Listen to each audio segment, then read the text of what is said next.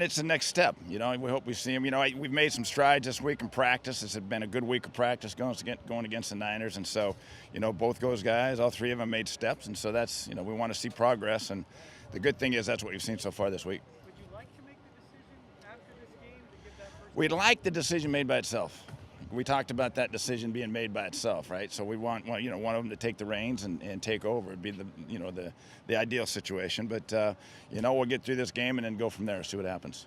John, have you liked the overall tenor of this camp and what you've seen over the last few weeks? I have, and I'm excited about it. And I think that Vance has brought a renewed enthusiasm and really done a tremendous job. And with the new staff on the offensive side and then, and defensively. So it's been a good camp, and the tenor, like you said, has been really good. Have the changes on the offensive line, personnel, otherwise brought the nastiness that you wanted to see? Yeah, I think we saw a little bit of it today. We're very physical today up front, and it was a good day for us in the offensive line. So I think the mentality has changed tremendously, and Jeff Davidson as well as Chris Strauss are both doing tremendous jobs with the offensive line. So we made huge strides there, and and that's where we needed to, and that was our starting point, and so we've been able to do that so far.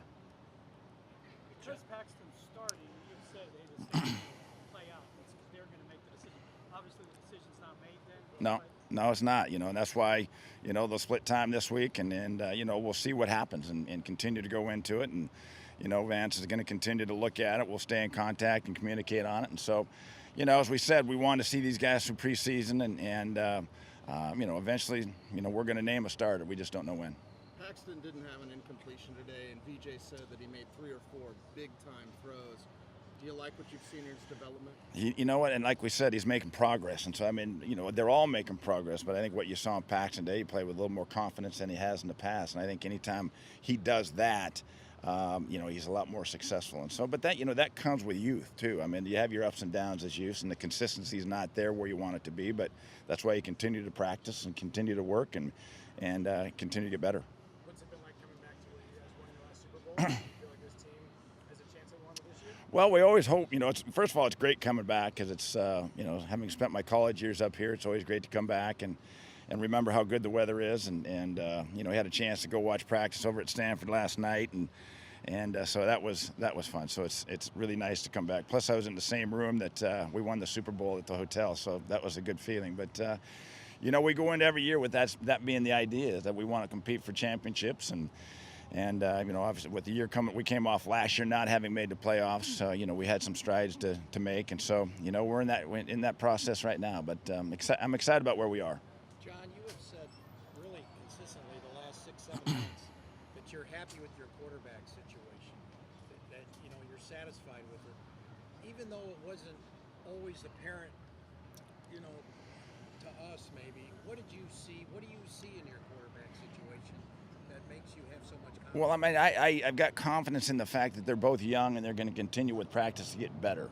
And that's why I had confidence in it. I think that looking at the guys that we had and them wanting to go and compete in practice, they don't grow on trees.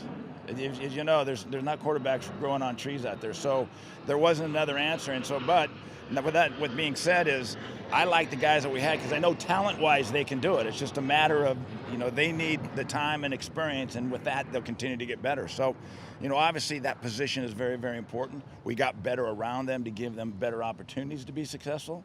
But there's still going to be, growing pains. Whoever becomes a starter during this year, there's still going to be growing pains because they're both so young.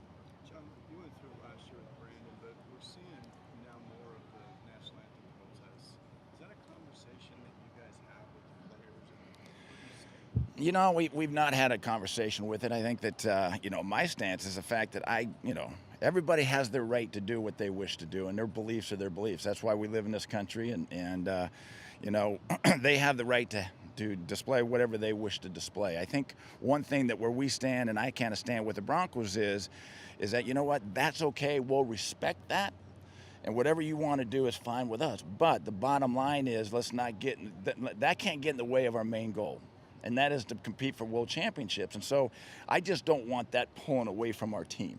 And sometimes that can pull away because obviously it gets a lot of attention. And so therefore, the only thing I would say to our players is just make sure it's not hurting your teammate. right? Because if you're making if the questions and everything, the tenor changes of what's going on in these interviews, and now you're not talking about our next opponent, but you're talking about what's going on in the world. That's not the best thing for our football team. So I only advise, would tell our players is, I respect where you stand, but just when you're doing anything, just understand what it's doing to the football team, because I want all these guys to understand that we're football first and we want to win football games. And if we do that, everything's going to be fine. But again, with that being said, I still respect the fact that they have the right to do what they wish to do. But I just hope that when they do those type of things, and what they take in mind is they think about their teammates first. Do you feel like Brandon handled that well in terms of channeling it with some off-field initiatives and some charitable stuff as well? Yeah, he really did. And I think that, obviously Brandon made a point last year, but you know what? He carried it forward. He just didn't make a stand on the field, before the games. He actually went out in the community, did something, and talked to different people, went and talked to law enforcement, and got involved in the community. So I was proud of Brandon and the fact that not only did he show his support for what it was last year, but also he went out and did something in the community about it. John, 1 week from today, since we have you here, Pat Bowlen will come up to that contributor committee. Anything you're doing? Are you calling the committee members? Well, we've already sent letters to everybody and showed our support for Pat, why we think that, and why I think that Pat deserves to be in the Hall of Fame. And so, that's all we can continue to do, is continue to support him and let everything fall as it may. But as you know, and as I've said so many times, he deserves a spot in the Hall of Fame, because what he's done, not only for the Denver Broncos, the culture that he's brought, the ability to give us to win football games and compete for championships, but also if you look at the growth from 1984 when he got into the league to where it is now, and he was a big part of the growth of the NFL, that to me, as a contributor and the committees that he was on, that's proof right there that he deserves to be in the Hall of Fame.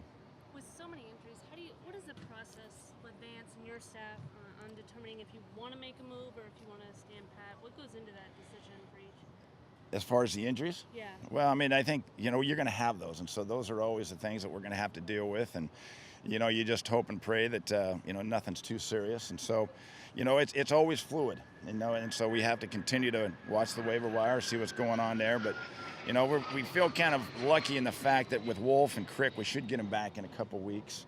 But hopefully we can get through the rest of the preseason and not get hurt too bad. Time for a few more for John. How do you prepare for this year being different, 90 to 53, as opposed to the middle cover? So many bodies that are going to be available at one time. Well, we have to do a lot more work early, knowing that we're not going from 90 to 75. We're going right to 53. So therefore, our work's got to be done early, because we're not going to be able to look at all those guys after the waiver wire comes out.